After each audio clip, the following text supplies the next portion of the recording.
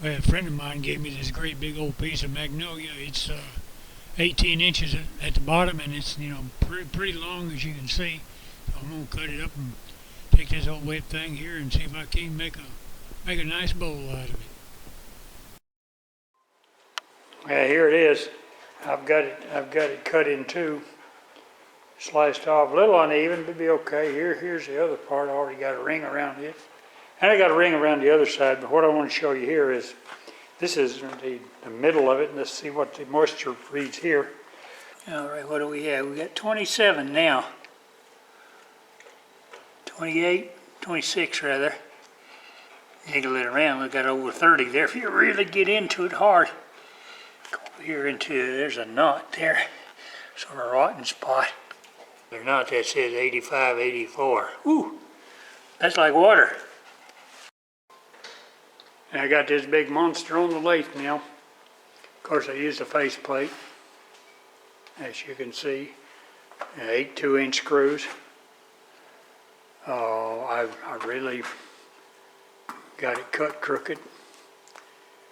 I debated as to whether to try to chainsaw that off or not, but I decided to go ahead and whirl it up and see if, maybe my beaver would bring it down pretty quick. So I just go up to where I feel the shake, till you go back it off to where you don't feel it, and that's where you need to be cutting, and we are at 613 RPM. There goes nothing.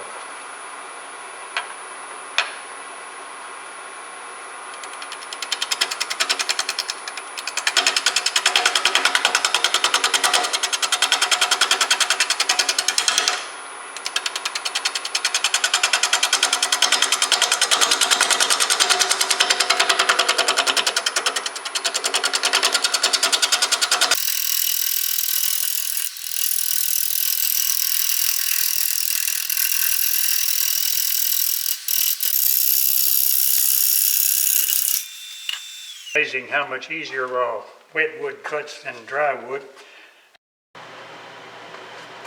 This wood really does remind me of gum, the way it looks and the way it cuts. He says Magnolia. I'm not an expert on those, so I can't really tell you for sure.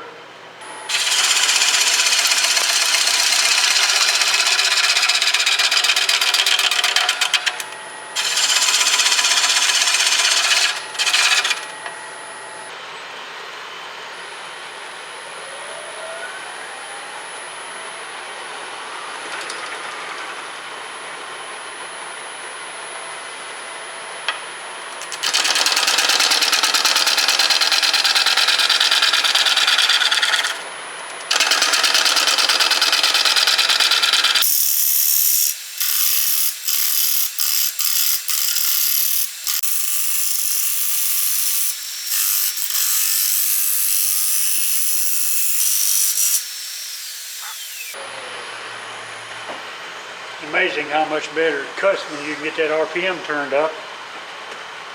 See what we got here now. Well, onto the round.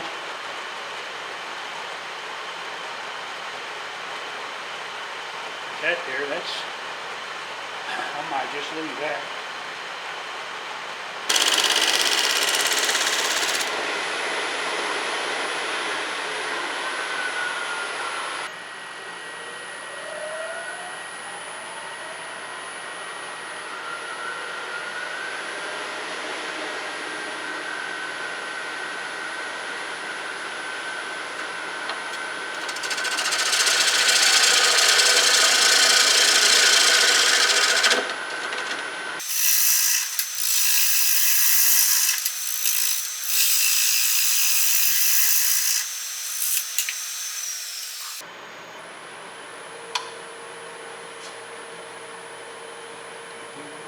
Sure, only this end touches, don't let that one touch. You'll be in for a rude awakening. We'll do that again, all right.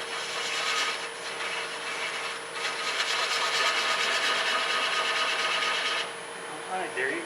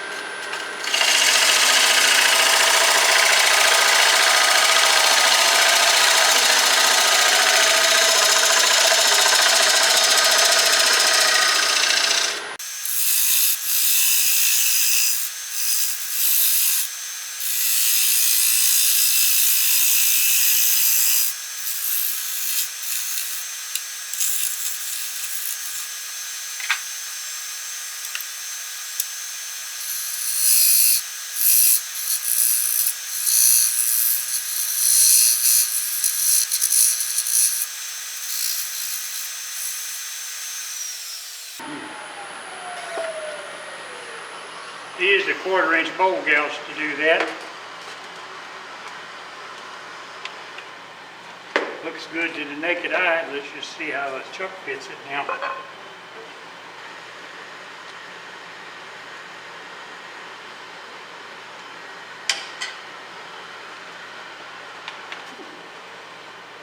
All right, they don't get much better than that, guys. Not ready to flip it, but what I'm looking for here is about an eighth or a little more gap in here. And I'm looking for the dovetail jaws to fit flat against the wood in there. And it's doing all of that, so we're in good shape. So that'll work just fine. So go ahead and clean this up a little bit more. Well, progress on the mold got slowed down a little bit. This Saturday, my grandson will show up. His 8-year-old, he wanted to make him a lightsaber handle, so guess what? That's what we did. Feel like you're petting a dog, nice and slow.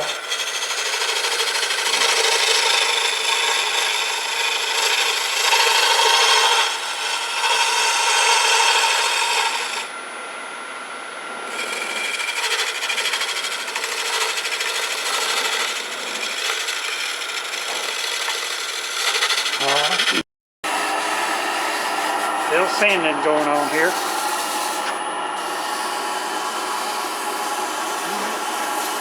I've got it off. Well, I've got it turned around, the faceplate off, and I'm going to go ahead and use a 5/8 bowl gouge and see if I can't start cleaning some of it out. I'm going to leave the tailstock in it for a little while.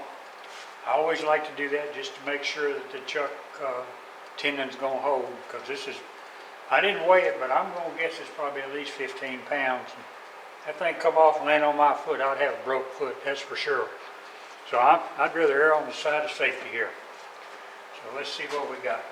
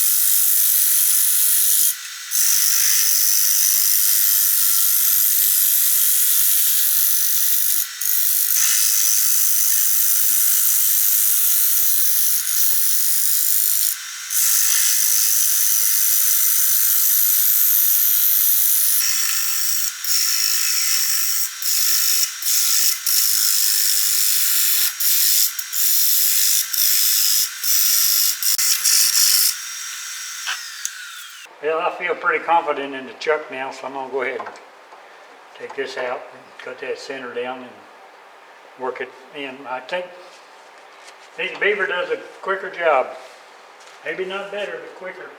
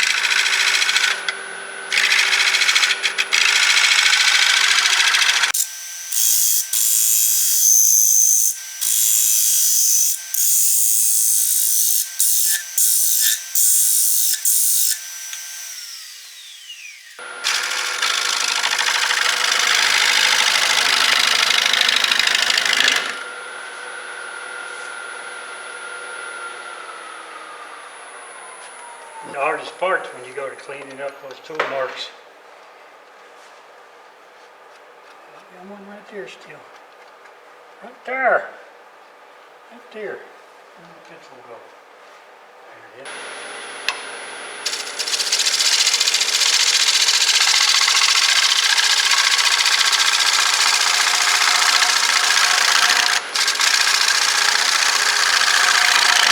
Ah, come on now.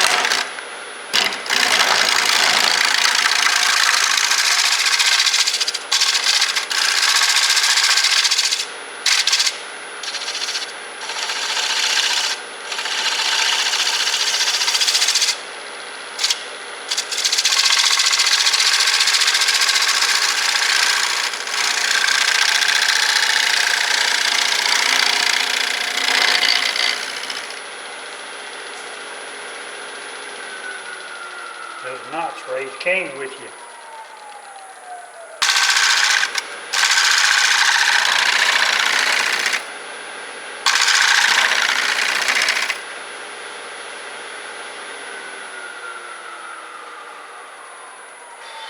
Put this fan on it last night when I went in and I checked the moisture and it was 18–19%.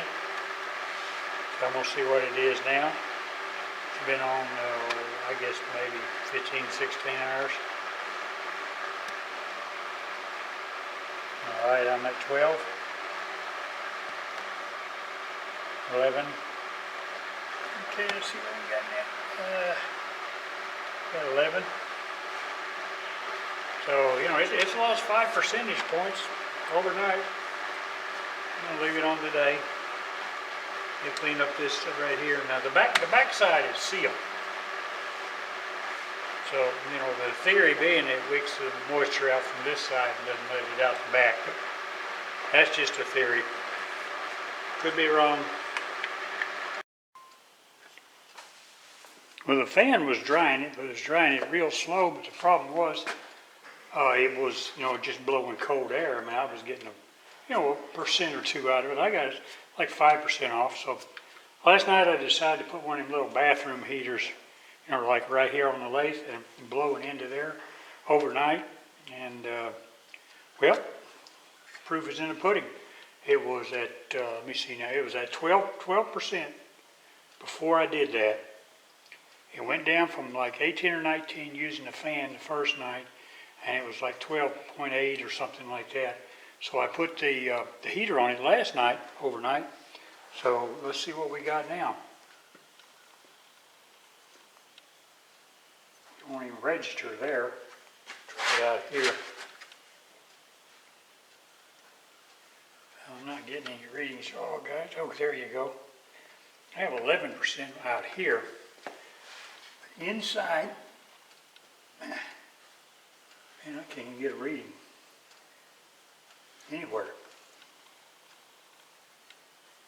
Let's try a different setting here. Different kind of woods, you know. Nope. Okay, there you go. I got 7.6 at the wettest spot. So, but this bowl is virtually dry. So that's the end of it.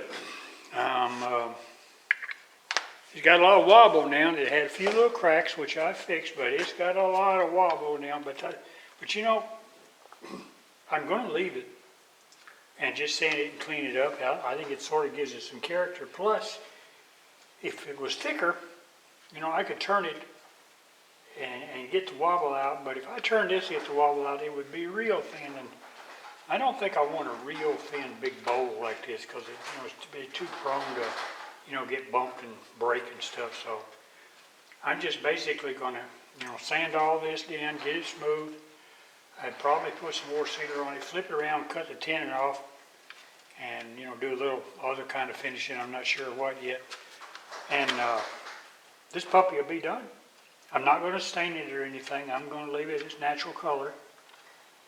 So we'll see what we got. And I got it all sanded now.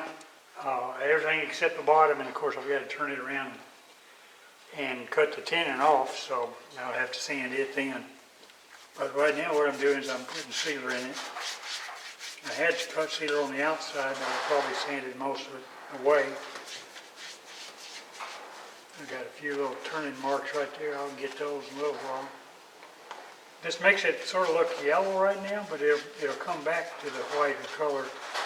And I wanted to leave it the original the best I could. Now this is water-based, so it's going to raise the grain a little. So I'll come in here with 320. And when about the third coat is dry, I'll flip it and we'll cut that tenon off and sand the bottom and sand the rest of it. And this puppy will be done. Okay, it's the next morning. What I'm doing now is I've got a piece of 320 here, and I'm sanding the sealer. Now what you want to do, you want to get it to where the light sort of reflects off of it, and you sand it till you don't see anything shiny. Like right in here, see, you can see that little bit of shininess in that grain. What you want to do, and you don't have to worry about doing the direction of the grain. That really doesn't matter. I mean, if you're using a rough sandpaper, it does, but when you're using a fine one, it doesn't. See how this does? You got a little bit of place right there. Okay. Now it's gone, and that's as smooth as a baby's rear right here. And the only thing I regret, and I got to figure a way around it, and it already had sealer on it, and that's what surprises me. You can see right here where there's CA glue, here. Well, you just can't get that out. I've seen guys, put oil and stuff like that in it before, and I don't know if that works or not. It might inhibit your other stuff from sticking to what I'm thinking if you're going to, do anything on top of this. I just don't know. I'm just going here and I'm getting these little spots right here. This is little, you can see tool marks a little bit right here, just a little. And you can also pretty much get those out with using quite a bit of this sealer. And you ought to be careful, because if you go down below the sealer, well, when you put your other paint on it, especially like a poly or something, it'll soak into the wood and it'll take a whole bunch of coats to make it stand out, especially if you're doing a gloss. Now if you're doing a matte, I think I'm going to do this one in matte. I'm using Rust-Oleum 2X Matte Clear, and here's the way I started doing them all. It seems to work real well for me. Have this as slow as it'll go. Actually it's 2 RPM faster than it'll go, but it's at 63, so basically that's what I do right here. Same thing in here. Just pick a spot right there. They roll into it. You can almost put as much as you want because it won't run. All right, that ought to do it. Now I'm going to let that run for a while so that I don't get any runs, because this will dry matte finish. That's what my wife wants. I think she's going to use it in the laundry room or something. She came out here and looked at it and said, "Boy, you can put anything in that." I said, "Yep." So we'll let that run a little while, and I'll come back and maybe give it another coat. I haven't done the bottom yet. Typically, I don't finish the outside until I'm finished with a bowl, but I got a feeling it'd be a whole lot easier to do this on the lace than it will be off. So I turn it around and do the bottom. I still got it. I'll have to sand and seal the bottom, so I may have to touch this up anyway. Anyway, I'll catch you in a little while.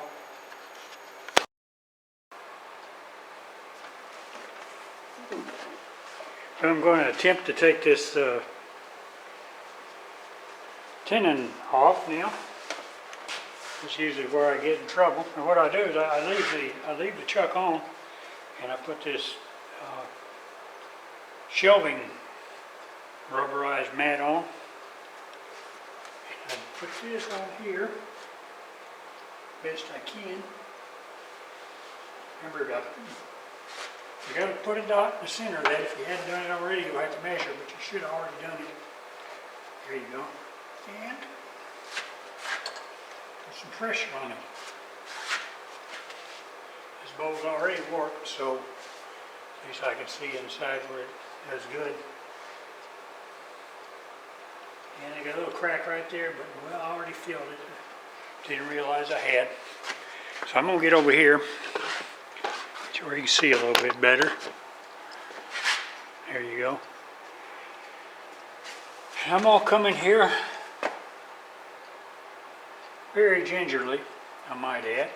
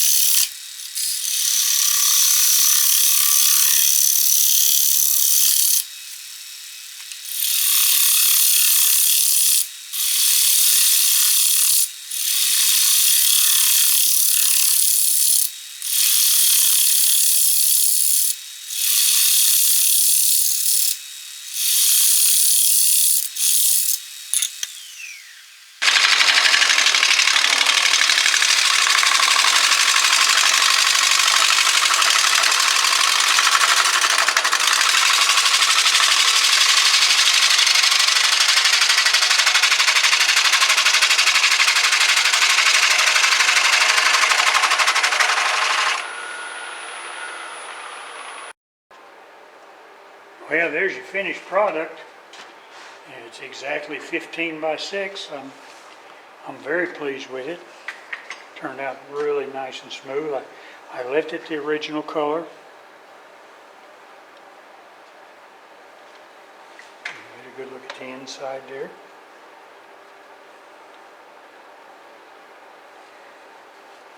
And the bottom.